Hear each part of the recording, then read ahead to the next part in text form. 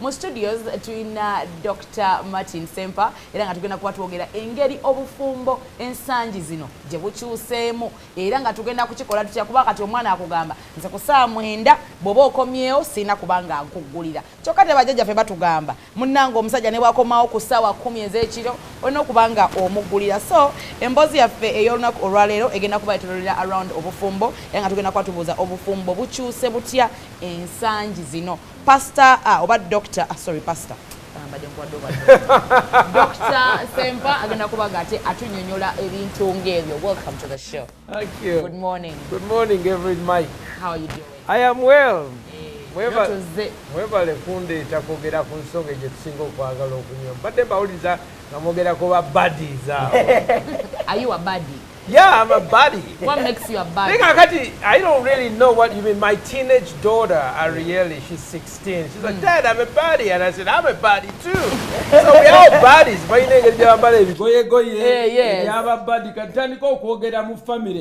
a buddy. You're a buddy. We're buddies. So buddies don't do that. Yes. And you're defining what buddies do. Your terms and conditions. Yes, never Bwebanyambala pastor toli buddy. Kireke. Ebinene kisati kinene babadi bambala ebisaati ebinene t-shirt si bitenge babadi tebafaayo. We are happy to have you here today, Busumba. Tusaba obuzeeko kubakulaba mangu nnyo ate tubeerenga kwegamba to diving into our topic olunaku lwaleero. Naye mbalamusiza bwenna mu linnya lya Mukama waffe Yesu Kristo. Sanyusa okubeerako wano kimwebale kundeeta aba Spark mwenna abali abatulaba n'abatuwuliriza balamusiza mu linnya lya Yesu. Yes. So pastor nze wenjagala okusookera era ngenda kuvuga mu nnyo speed. Ebiseera ebisinga munnange omutajja kugamba Bible egamba omulala akugambe bajjajjaffe bagamba ate kati ntuuke ne muno generation ngambe kati nze ndi mukazi mu Bible abakazi bayite bakola bajjajjaffe da nabo bayite bakola aye ennaku zino nze nkola. So how are you telling me tukamu nkufumbire emmere oba nkuwomingire emmere ku ssaawa 9 nga twafulumyamu ffenna ffenna okugenda okukola naye gwosazeewo because obadde ne bakiimu eyo nga munywamu kabiya ku kibalaza n'okomawo ku 9 toyagala nze nkugulire nkuwomingire n'emmere kati ate ng'edda bajjajjaffe bakikolanga. Erinnya ndowooza erya buddy lye tubaye twogerako mu Luganda y'ekibanda. Kakati ensonga y'ekibanda kiyingidde ne mu bufumbo kubanga engeri omukazi oyo gwenjogera gw'oyogera ali ana naye kibanda ali mu kibanda. But amateeka ne value tekyuka, expression engeri gye tubitambuza bisobola okukyuka. Weekend ewedde abakiba batandikira ku Twitter then emboozi n'etambula omusajja bw'akomawo musibira yebadde nnyo ebyokusibirayo omusajja kumusibirayo kati nekikwata nnyo abantu abo kati ekimu kyobuuza nti Bible etuyigiriza etya mu context yaffe abantu bane eno hustler life eno n'obufumbo ebuyingiddemu ate still omwami kyeyeetaaga okuva eri omukyala n'omukyala kyeyeetaaga okuva tebikyuka n'abaana bye beetaaga kati banaye kusooka mbasaasira really my sympathy omulembe gwammwe ngutunuulira akati ne mukeera kati mwembalaba mukeera nnyo gokera saameka Sawa 10 Musumba. Sawa 10 kati jjukira ate wayingidde leeti wali lwobeera ng'obulamu buzibu omukyala alina okutegeera abakyala oluusi omwami wayagala okulya ku mmere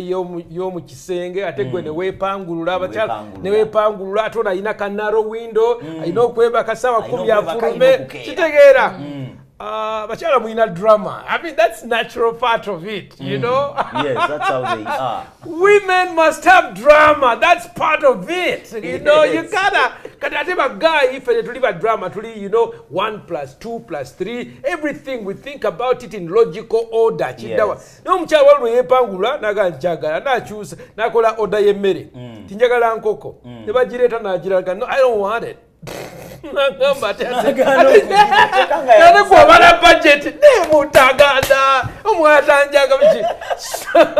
But I think one of it is amakatu, you know, gakuma.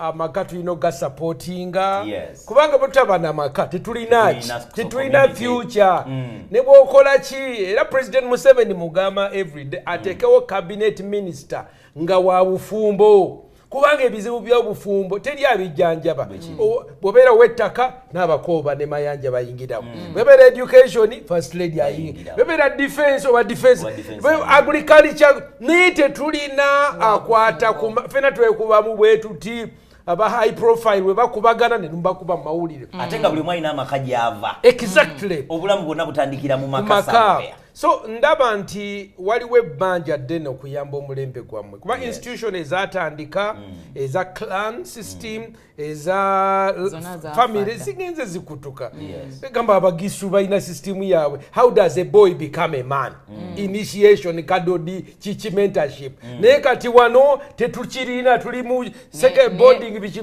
then waliwo ne abaganda abanyankole kati abawala osanga omwana yebuuza nti ndi mwana naye what does it mean to be a what ne pastor kati ogamba otya Kimu kuseta sijaliko ssaawa zino eno tugenda tumusala embalu agende buli omu agende nga amulaba Kimu jike nti bagenze kumusala embalu of course kiyinzika okuba ekyabeeyi kati ekyo n'ogamba nti katuyingidde mu abasajja abasala embali babeera balungi nnyo naye bali tebannaba kunkomola nga ndi awo real I was not a good performer naye bwe bansala embalu oba mu ddwaliro circumcision kati era circumcision njiwagira nnyo kati bataata balina okutunuulira abavubuka manya kusala akaso otya you fear newe obulanga nti gwe bakusala zembaza gwe bakusala kati tera ne basanga emakere ku university bali awo bali tegwe bakukomola you need to be circumcised anti kati pastor waliwo realities zembadde ngamba nti kati ensangi zino kubanga yo omuntu my brother will go to the hospital ne am circumcising naye my brother will not be ashamed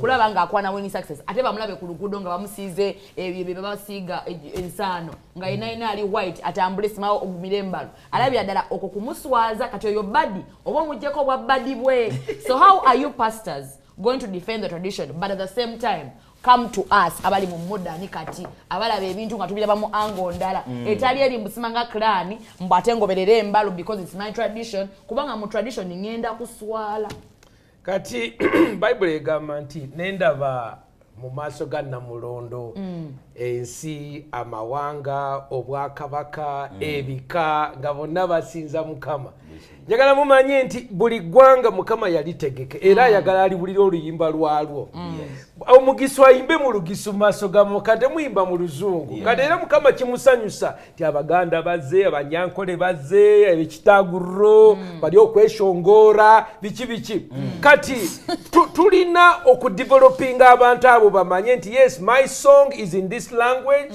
but I bring it before God. Tubadde n'ekizibu wiiki ewedde nti Dr. Serwadda owa mukulembeze waffe yalina enjiri gye yali abuuliraawo n'agaya n'ayitika ekyatutaganyiza ffenna aga nti osobola okubeera ow'ekika eky'engabi n'owasa omukazi ow'engabi nti mu kanisa kikkirizika wadde mu culture tekikkirizika ate nekyo nekitriggeringa debate naye nga nze ne muddamu ne Katikkiro n'amuddamu nga no Pastor Dr. Serwadda oli mukadde waffe naye awo okoze eki osobezza you can't tosobola kuwasa muwala wa kikakyo oyo ali scientifically tufaanagana musaayi abantu abafaanagana musaayi kasita muwasa ne muzaala omwana abaana tebabeera bright era abantu abawasaŋŋanya bino abazungu abo abawasaŋŋanya abarussia the royal family of Russia naddala balangirira abakuuma ssente within tebabeera very bright so tubadde n'ekizibu era njagala abantu bange abawuliriza of course Dr. Serwadda yabadde n'ekirowoozo kye naye abalokole si kye tukola ki si kye tulowooza era yabadde na idea bawuno bw'obeera nze ndi wankima era omwana kasita omusanga n'akubulira nti erinnya bweki oyo manya nti oyo mwannyinaze tojja kufumita lindaazi owulira tewali byakufumita maki mandazi oba program project ebera kikibwannyina muli mutya ab'enkifa olina kumubuuza omwami omuleeta nitumulabeko okisegeera musumba tulina obuzibu tulina obuzibu mu generation ya back in the day osanga bazadde baffe bo babikolanga mu ngeri ndala oba bakulu baffe bayinza okuba babikolanga mu ngeri ndala olunaku olwaleero osanga omwana ow'obuwala ng'alina omuntu we gwa dating nga babadde bonna okumala akabanga omwami ono nayinza n'okuba alinamu ekirowoozo ekiga nti omuntu ono njagala kukola ki njagala kumuwasa naye abaana b'ennaku zino bakugamba I won't do wife duties at girlfriend level naye ate bo obuzibu bwe balina baagala omusajja akole husband duties ku girlfriend level obere ng'osobola omusibisa enviiri obere ng'osobola okumulabirira osasule rent we kwegamba already relationship ogiyingira era otaking a charge just like a man should be oba okitegeera naye ate bo obuzibu bwe balina agamba nze bwe nzijewuwo sijja kufumbira sijja kwoleza bintu tojja kungamba kwala buliri bwo okulongoosa ennyumba yo simanyi engoye na biki byonna ebyo bye bimu ku ebyo ebintu ebisinza okutulemesa naddala ennaku zino obeera n'omwana ow'obuwala nga gw'otalikamu effort naye kati abawala betulina ennaku zino they take it that they should be the ones getting the effort nga bafuna bufunyi kwegamba bo batwala butwazi they take energy, they take love, they take money, they take our time, they feel like they're not supposed to give back anything in return until they marry us. Nkulowooza kwange omuntu yeyisa bw'atyo era ne bw'omuwasa era ajja kubeera mu mbeera because it's really omuntu bw'oba omwagala omuwa omulavinga but even it takes us back to preparation for marriage. Omuwala akula n'afuuka omukyala naye nga tategekeddwa terms and conditions. Kiki naawe ky'olina okukola naawe omwami ky'olina okukola ki ogambe nti abaami akitegeera provision protection support kiki naye omukyala naye tamanyi nze ndaba era tuddayo ku kiri abaana tubasomesa bingi tubasomesa naye tetusomesa ebiri basic. So I think that is key tulina okutegeka obufumbo then kati waliwo njagala ku addressing the issue the roadmap fena tetuli perfect nga bw'ogamba abakulembeze b'eddiini twanabaza twandyagadde gwe ojja otwale muwala wange ono nga mumaze okutereeza mulyoke mubeere wamu together embaga ewedde and everything naye sometimes kibaawo naye many times tekikola tekibeerawo kati mu kukyokutereeza nti tuyiriba tukola ki tuyiriba mu kuyiriba okwo there is need for understanding relational support kikyoyina okukola naye kitukomyawo nti omuntu okumu expectinga nti oyina okukola 1 2 3 4 oyina okuba omu trainings you are assuming that they have been trained okukola wife duties. Kati nze nali mu America from 1990 to mpaka about 96 continuous naye mbadde nzirayo kuba nawasa omukyala America ekimu ku kye nalaba mu America especially mu ba black America abaami babafulumya amaka abaana abasinga babakuziddwa bamaama kakati ekiva ku system ya women empowerment ewaabwe bw'obeera ng'oli mukazi ng'olina abaana the more children you have government ekuwa sente ez'obweru bagiyita welfare system kati bwemubeeramu ate omwami taata tebakuwa ki kati waliwo system eno abakazi they get the guy n'afuna omwana n'amugaa gwe fitula wabweru so you have children families being raised by mothers. Kati abakazi abaana abakuliddwe mu bamaama bokka era kyovola black America baana batambulira ku emotioni baana egamba ali mu basement akuba video game ali ku video game bali awo bali mu gang batunda njaga obagambako so you've got a problem there's no socialization. Then abawala because bakuze nti mama yafuga ewaka mama yafuna check ya welfare mama yalagira daddy asobola n'omufulumya mama asobola okufulumya daddy kati abakazi aba black American they are so aggressive bakuze balina amanyi they are so aggressive my god tutandikira nsaba mukirize okuwasa omukazi wa black America what are you talking about tuli mukwogera ku nsonga zikwatagana na bufumbo bukyuse butya obwensangi buno ate kubaddewo emyaka gyonna oba ensi gyebaddewo ogenda mu kanisa it's feminized everything is feminized you go to historical black colleges 8 out of 10 students maybe 7 are girls okay, and the 3 boys, 1 is a gay, you know, so you got a problem.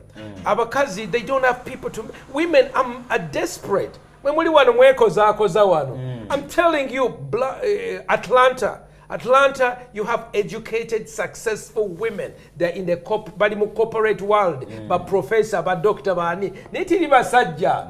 Okitegeera. Kati society eno bwokola empowerment of women abasajja kati abasajja osanga omuvubuka gayo omubadi is maintaining 5 professors ayinayo professor bwaku Victoria ayinayo professor I'm telling nenga natunulira kine ngamba what is going on enzire emabega nti development yakolebwa mu bakyala abambi ne batakolebwamu abamu basangira bali mu t-shirt yo what's up omuwala ayogera olusungu lulungi asomye and very successful she's a professor okitegeera so if we're going to develop without first going back fetuli baddugavu how do we do our thing how do we develop the family in the modern times twetaka okutula ku meza these conversations I'm so glad ndi mumpise. But these are the kinds of conversations we need to have in strategic planning, the national development plan. Owulira nti ey'omwaka ogujja tugenda kola bwetuti to make the life of women easier and men easier in families.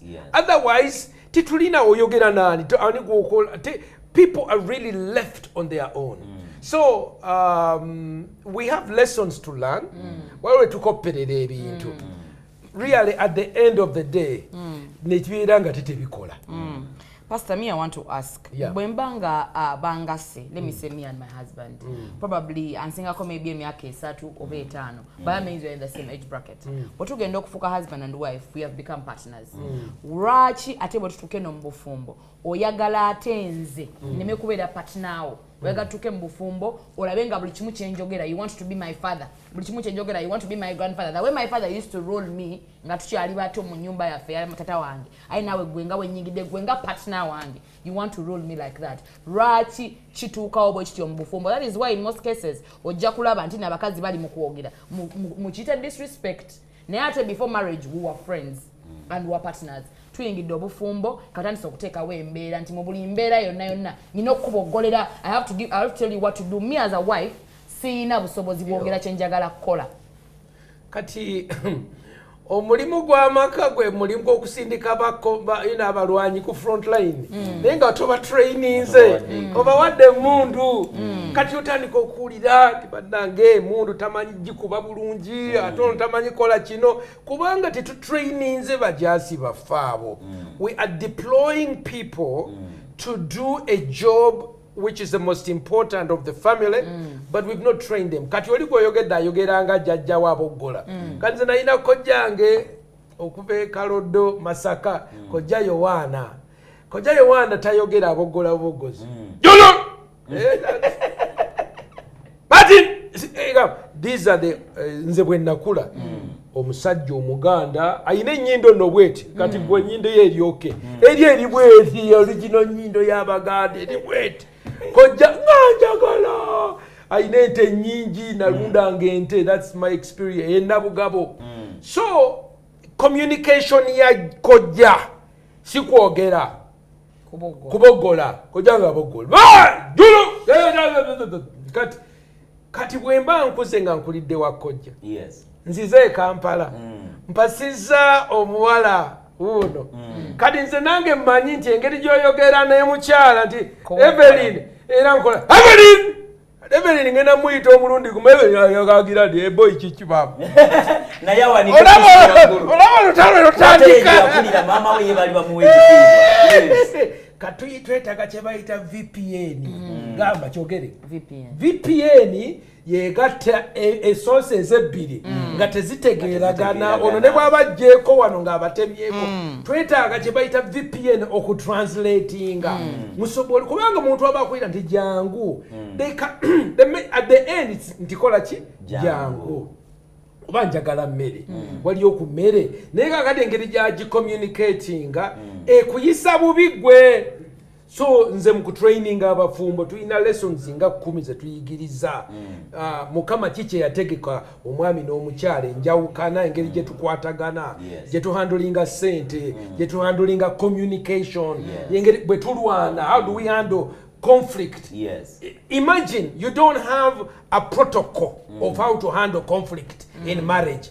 Kati nze waliwo mama wange we nakula naye nga asooka kunywamu ng'agenda kuyomba asooka n'agenda kati n'abaana nabo ng'agenda kuyomba naawe asooka n'akola ki kasita atereera n'alyoka akusomera. Kati, is that the best way to communicate? Probably not. But it gives her courage. Then sex. Expectations of sex. Yes. Kakati gwe owolooza I will only have sex when I feel like. Era kati gwe era etteeka lyomanyi when I feel like, when my body is ready. Kati ate ono omwami ye ayagala sex every time that he holds. Kakati ye it is natural for him. Natural. By the way, for the man, he wants to have sex every day. Every day. Over every 2 days. Okay? Kati bw'ava ewaka nga akaboozi tukiyita akaboozi ka musonyiwe kyayi w'omu kisenge. Emmere y'omu kisenge atagifunye. Kati agenze enjala emulumi. Akugambyeko mulina okukeera kuba ogenda kukeera ku show. But by the way, I sympathize with you. I was doing broadcasting and you're bannange. You guys are my heroes. I'm telling you. Okeera kuba obulamu bwo regulated. Ate obulamu pate. You gotta get to bed early and everything. Can you imagine? Or you gotta get to bed early, but you have to have normal life. Ochiraba kati omwami akonyeeko nti kacyayi gundi banja kacyayi ale kati gwe olyawo otegeka tewali sukaali okitegeera tojja kunywa kyayi leero okitegeera kakati tolina na time ya kukola ekijiiko kikola ki olina kunywa gunywi kati olawo omusindikiriza okufuna yakuyambako kuba gwe emirimu gikuzitoyeeko which is not good because emirimu gikuzitoyeeko no by the way abakyala and this is the issue that we need the VPN. Kati omusajja bw'akonkona bw'ati bale njagala chai chai kati ate ye on the side agata ndoza chai kankole ki kamunonye walala ate kireeta mitawana ki mirala which is why it's important to communicate. Kale mwami olwaleero sisobole kufumba chai ike tuba tukola chai nja mufumba ddi enja oba tusooke tukole kiri ndoke tukole ki. Then you communicate. You gotta have hope and communication. Then people are not communicating. And then people are drama. You are naturally dramatic. What's going on? I have daughters. Just the queen of I just was looking at a letter from many years. My youngest, Arieli, she writes, Dad, you gotta talk to Abigail, my older sister. She grabs my stuff, and when I tell her, give me my stuff, she shakes her butt at me. Tell her to stop. These are girls, I know. sisters, they're having sister drama. And I'm learning, to be a girl, part of it is what? Drama. Yes. And I'm learning that. Kati omwami aze, men, we are methodical. Very, even our brain, the left and the right side of the brain, one is emotional side, one is thinking side. We have a very small communication. Yes, between the internet yaffe wakati wa feeling ne facts katono nnyo kati omukyala ate mukama yamukola internet wakati wa feeling and ne facts eriet kati era ne botuulya kati wajja ne batule tubali balugamba baga nti senga gundi oweruka yafudde mu family. Yes. You are going to hear and you are going to feel at the same time. Okabe, wawe! Senga gundi afudde badange senga gundi. Kati ate omulenzi agenda kuwulira nti senga yafudde. The fact is going to enter. Feeling ejaculating 2 days later because the internet connection is slow between facts and feelings. Okay, Dr. Ngatusembay. So anyway, that really is we need to know we are different. We are different. So when a man is dealing with a woman, give her a chance to feel stuff. Then omukyala, when you're dealing with a man, also give him time to work through his feelings. My last question. To get to facts. How is the church going to make sure that it educates men? Because in most cases, tukula fenga bana abobuwala. Batugamba omwalo inokola boti, omwalo inokola boti. There is no time I've had my dad tell my brother anything about marriage. But several times my mother has told me, bane munabera mchamu bufumbo ngemere mujifumba bwe muti. Bobo kende kumachafumba boti ne boti. But no one is telling my brother, you know, when a girl is having drama, this is how to handle it. Your internet and your fact should be like this and this and this. So how is the church going to do that? Wala ekintu ekyo kikulu nnyo sijja kimaliza wabula kanjogere nti bwe natunulira nti waliwo ekisaakaate n'abagereka kyategekera kibadde ky'abawala. Sinindaba nti ekisaakaate ky'abawala weekiri naye tetuwalina kisaakaate ky'abalenzi. Era nendaba nti neetaaga okuteekawo by the way ompadde kojja kubeera sapoota wange nja kuteekawo ekisaakaate kya pasita nyina okuyigiriza abavubuka okwana. Ennaku zino abawala muli bazibu nnyo okwana. Waliwo omuvubuka yali akwana muzibu. Kale ogenda bawala ennaku zino muli empowered abegayaza abaana batya babatya n'obatya. Kati tulina okuyigiriza okwana otya omuwala kati namwe mulina okwanibwa. Mubeere nga muli edible. Kati naye walusanga omuwala she doesn't look edible okwanebo tulina bayigiriza okwana. Number 2 tulina bayigiriza obukulembeze tulina bayigiriza amaka n'okukola emirimu. Muve ku video game. There's a lot of video games. You gotta be a man and then also to understanding and abakyala oluusi mwabeera ne drama. You know, you throw a drama tekitegeeza. You know, you just let her go through it. Manage the event, then to gain the oyinza okubuuza omuntu what is wrong. Oyinza okubuuza omuntu what is wrong. Nomala wiki namba ng'omubuuza what is wrong. Nga naye akugamba I'm okay. Wiki nayo giteeka wali. Naye ne wayitawo omwezi.